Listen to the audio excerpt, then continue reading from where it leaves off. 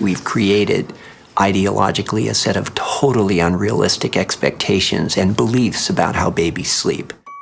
And it really emerged out of ideology that babies should be better off sleeping separate and autonomously from their parents, because we want to make them competent and individualists and independent as soon in life as is possible.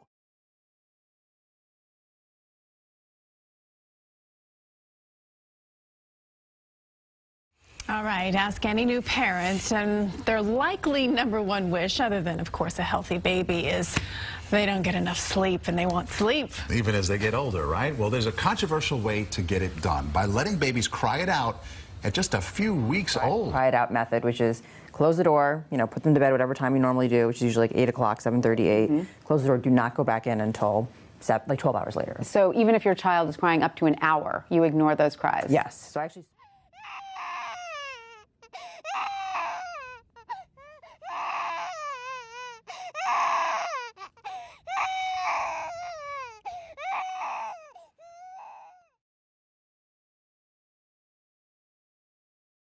Because I know so many parents are worried that they're doing some sort of harm to their child by letting them cry without responding to their cries. Research tells us that's not the case, though, right? Yeah, experts are pretty clear on this. There's consensus on this, that there's no neurological harm, there's no long-term psychological or emotional negative impacts. No harm to the parent-child bond. No, there was a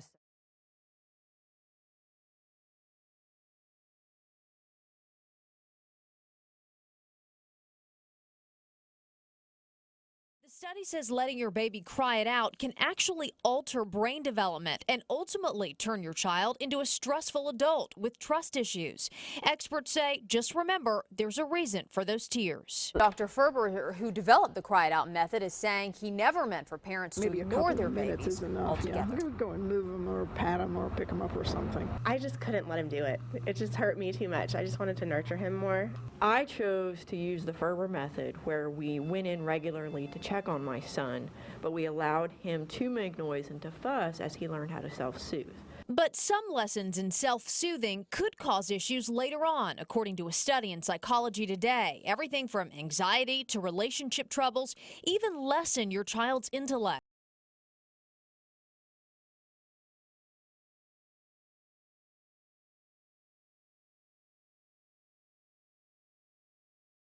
I think that controlled crying is an unfortunate and unnecessary social invention.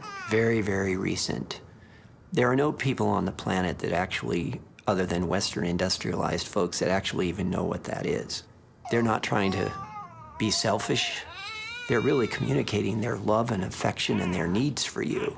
It's a pretty pure emotion. It's something somewhat to be celebrated, despite the fact that it can be hard.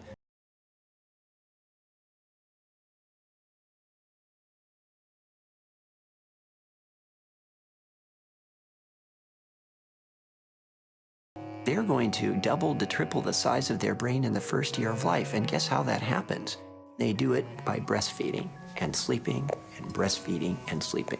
And we can't just nullify that culturally or write a memo saying, we got to get these babies out of the bed. Why? Who said? Where's the evidence? That is not a medical truth. That's not even a scientific truth. That's a cultural choice and a construction. And parents, at very least, ought to know the difference.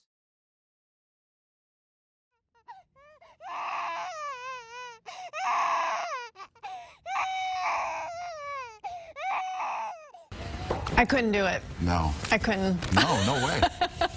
It's painful to listen to. Yeah, exactly. Really painful. Or to talk about it.